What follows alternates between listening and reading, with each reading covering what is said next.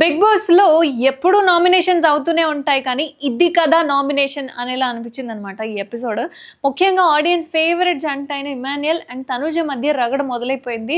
So, ఎప్పుడెప్పుడా, ఎప్పుడెప్పుడా అని చెప్పి ఎదురు చూసేవాళ్ళు కూడా చాలామందే ఉంటారు. నామినేషన్స్ తర్వాత కళ్యాణ్‌తో ముచ్చటించాడు ఇమో. నాకు ఇంట్లో వాళ్ళతో ఎలాంటి గొడవలు లేవు.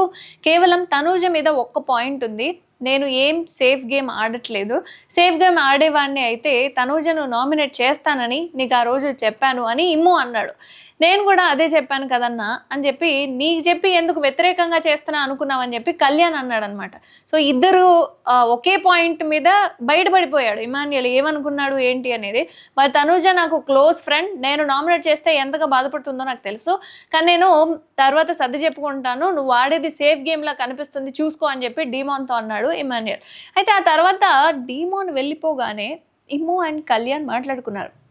ఈ వారం నువ్వు గమనించు, తను జెన్యూన్గా ఉంటుందో లేదో అని తనుజ గురించి అన్నాడు ఏమో.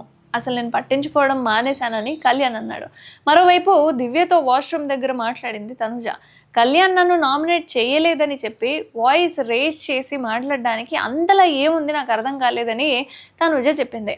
అప్పుడే ఏమో వచ్చి నిల్చోవడంతో దివ్య సైగ చేసింది వచ్చిండు అని చెప్పి. దీంతో తనుజ సీరియస్ అయింది. తనుజను నామినేట్ చేయడానికి నా దగ్గర పాయింట్స్ ఉన్నాయని కళ్యాణ్ వచ్చి చెప్పాడు అంటూ ఇమ్ము మాట్లాడుతుంటే తనుజ మరోసారి సీరియస్ అయిపోయింది. దీంతో నా నామినేషన్ పాయింట్ నీ మీదే ఉంది, నువ్వు నాకు నామినేట్ అవ్వాలని ఉంది అని చెప్పి డైరెక్ట్గా చెప్పాడు ఇమ్ము. నాకు కూడా అనిపిస్తుంది నీది కూడా సేఫ్ గేమ్ అని చెప్పి తనుజ కూడా అందనమాట. ఇలా ఇద్దరి మధ్య మాట బాగా పెరిగిపోయింది. ఇక నిమిషాల్లో మారిపోతేనే సేఫ్ గేమ్ అని అనుకుంటారు. ఇలాంటి వ్యక్తినా నేను సపోర్ట్ చేసుకొని వచ్చింది అని చెప్పి నాకే బాధేసింది.